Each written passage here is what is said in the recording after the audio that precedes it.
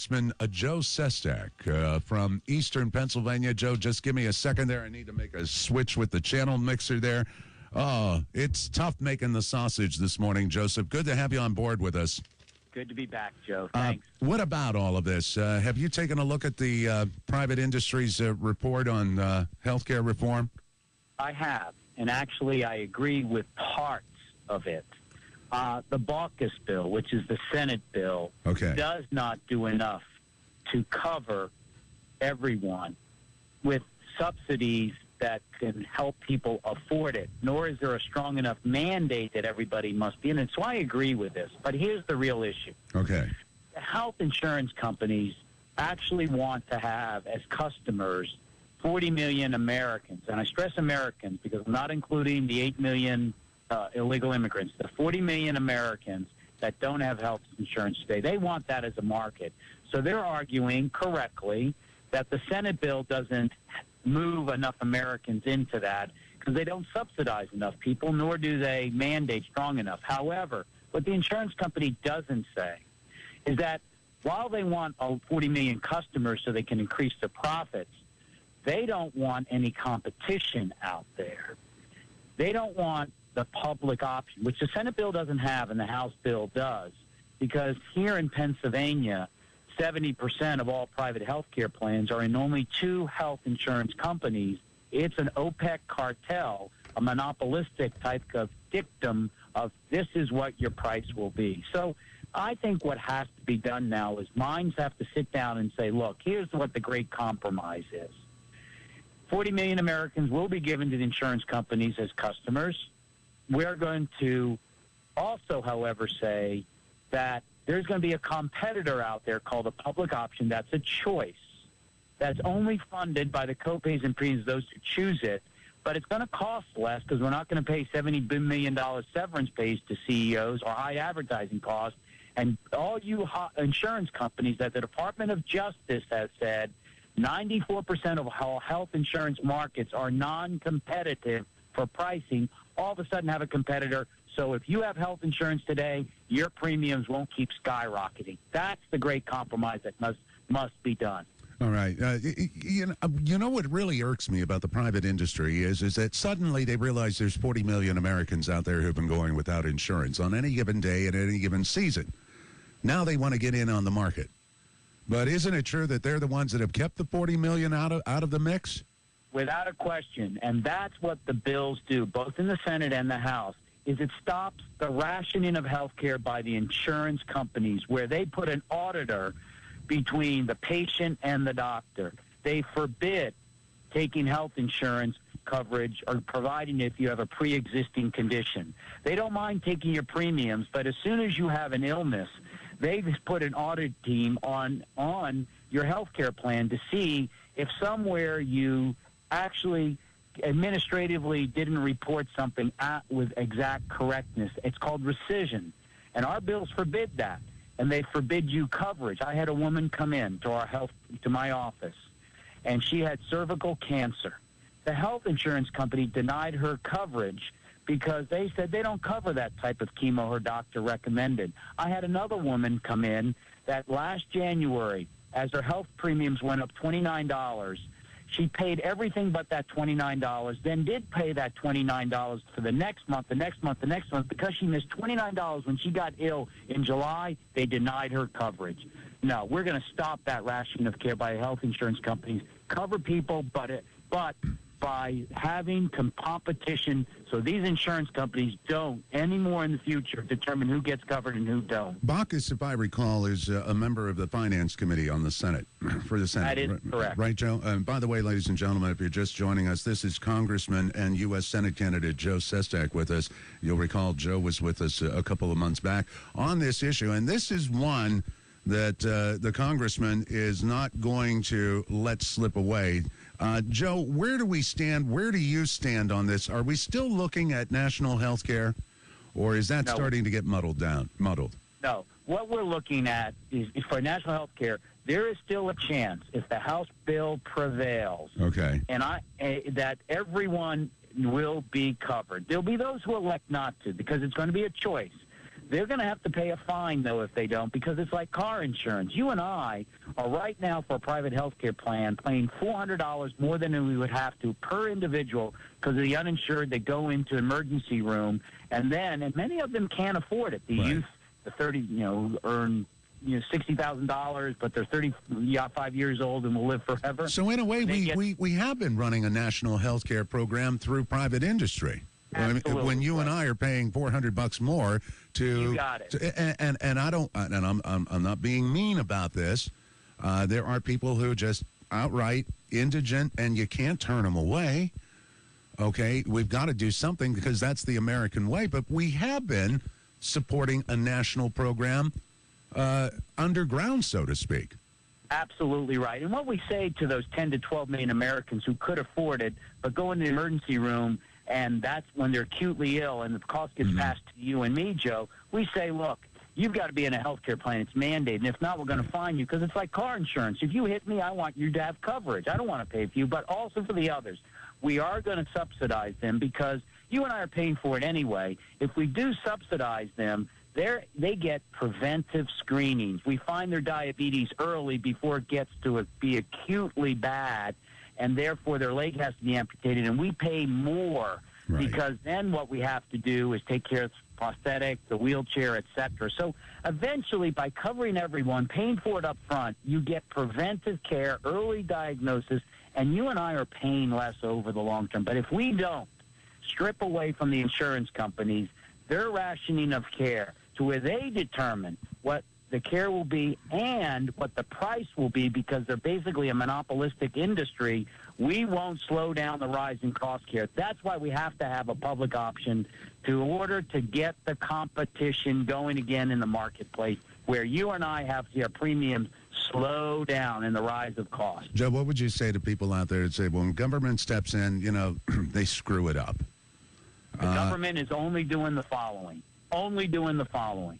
It's saying, we're just going to set up, it's going to be like Blue Cross Blue Shield. We should have called it Blue Cross Blue Shield Junior. Okay. Your premiums, your co-pays are going to have to make it work if you join it. But we're going to find some CEO that we're only going to pay $250,000 to, like Secretary of Defense Gates or Secretary of State Clinton, some good public servant to run it, not a $32 million salary. And we're not going to have big advertising, and we're not going to make big profits. And all of a sudden, the government isn't subsidizing it. It's just making sure that if we're going to break up a monopoly, how do you do it best? But by having the markets work again. The government is just setting up this plan, and then it's got to rise or fall on the marketplace. That's why I believe you will see our health premiums slow down, and that those who have health care today want to be for the House bill, because if you want to hold on to it and not be one of the 14,000 Americans who lose the private health care plan every day because costs are rising, you've got to be for this competitor, the public option. Congressman Joe Sestak with us, also a U.S. Senate candidate on the Democratic ticket in the year 2010. He's the one that's going to go up against Arlen Specter. How's your chances on that right now, Joe? How's it looking? Excellent. I've seen the polls where I was like almost 35, 38 points down now to about 15, 16 points down. And that's just in 2 months. But more than that, this is what I believe. Everywhere I go, there's this anger, there's this mistrust about Washington, D.C. They're tired of where politics triumphs over principle. I'm not asking everyone to agree with me, but after 31 years in the U.S. military and getting into Congress because I wanted to pay back after brain cancer for my daughter, and I had a great health care plan. I want everyone to know, like you're giving me the opportunity to say, look, here's where I sit. I'm going to listen, but I want you to know that on principle, I believe this, and I'll be consistent, and I'll work every day for you. That more than anything.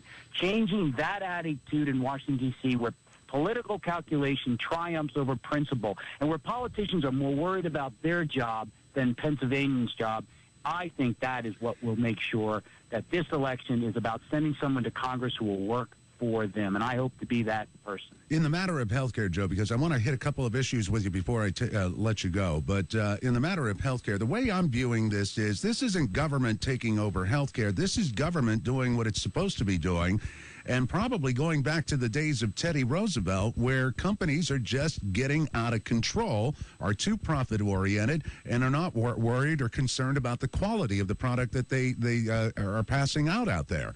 And it's the government's responsibility to make sure that it's not a case of, trying to kill the rich or hang the rich, but there's some sense of responsibility out there, and that's where government has to step in and tell them this is where regulation is needed. Joe, you're spot on, and you said it better than me. This is like you can take that home. The antitrust. Yeah. I am going to. You can take that for it. Yeah, okay. And then send me the thank you card after you get elected, okay? And, Joe, look, we want people to hold on to what they have. We just don't want them to lose it because costs go up, because monopolistic companies are determining the pricing. In Pennsylvania, as I said, 2 companies have 70% of all health care plans. Do you think you can go as an individual and negotiate for a fair price? No. You cannot. That's all government's doing, is putting a fair referee on the football field, a fair player to get us competition again. Think about this.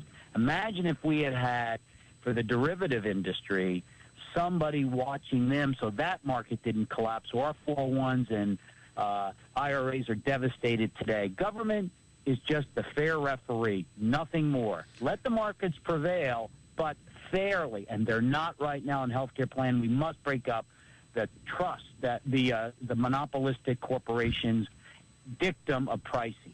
Now, the matter of Afghanistan. Where are we at? Where do you want to see us go? I believe that we can support and should support a measured increase in troops under the following conditions. 1, the goal is the eradication of the safe haven that al-Qaeda has in Pakistan. That's the sole reason to remain. We can't afford to have a 9/11 planned against us from a safe haven in Pakistan. 2, we must have an exit strategy provided, not on a date by certain that we'll get out by, but that gives us benchmarks by which we can measure success and failure of the new counterinsurgency strategy. If the administration cannot provide us those benchmarks by which to measure success, how can they tell us a measured increase in troops is needed for success? So that's the second thing that must be provided. And third, the reason for the measured increase in troops is to leave behind in Afghanistan conditions that should be sufficient for the probability, not the certainty, because Afghanistan has spiraled southward too much already, but the probability that once we eradicate the safe haven in Pakistan, al-Qaeda should not come back to Afghanistan.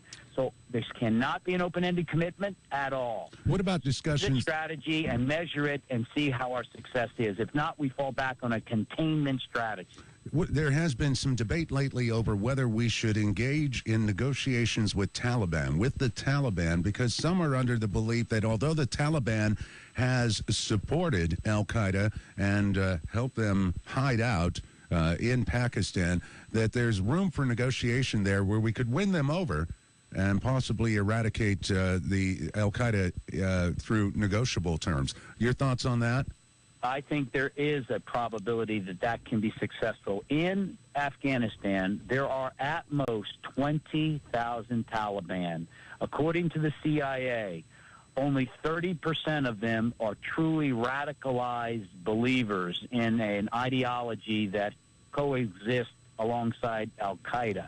The other 70% tend to be there primarily for a job, because they earn 3.5 times what a police officer earns in Afghanistan. Mm-hmm. So you find Tajiks from Tajikistan who have been thrown out of their jobs in the oil fields of Russia during this recession, going over to a warlord, a Tajik warlord who's gone to the Taliban because they want money.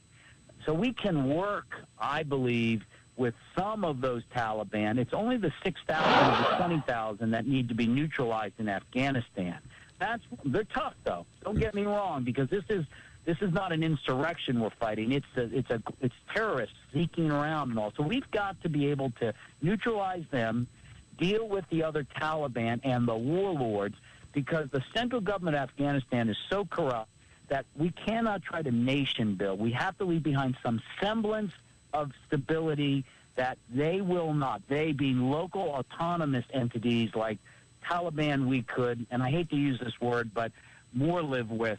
that will be opposed to al-Qaeda coming back as long as they feel as though they've got some economic ability to make a living. And that's what we have to deal with, because when I was on the ground early in that war, I headed the Navy's anti-terrorist unit. I was there for a short period of time. We were winning. We had gotten al-Qaeda. We were eradicating it. We were starting to have a nation, to have a society that would be more of a economically viable one. But then we went to that tragic misadventure in Iraq.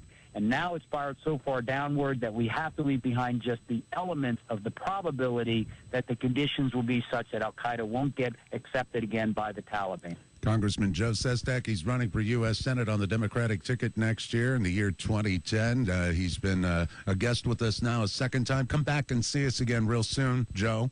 Okay? Thank you, Joe. Thanks for having me. You have a great week. You do the same.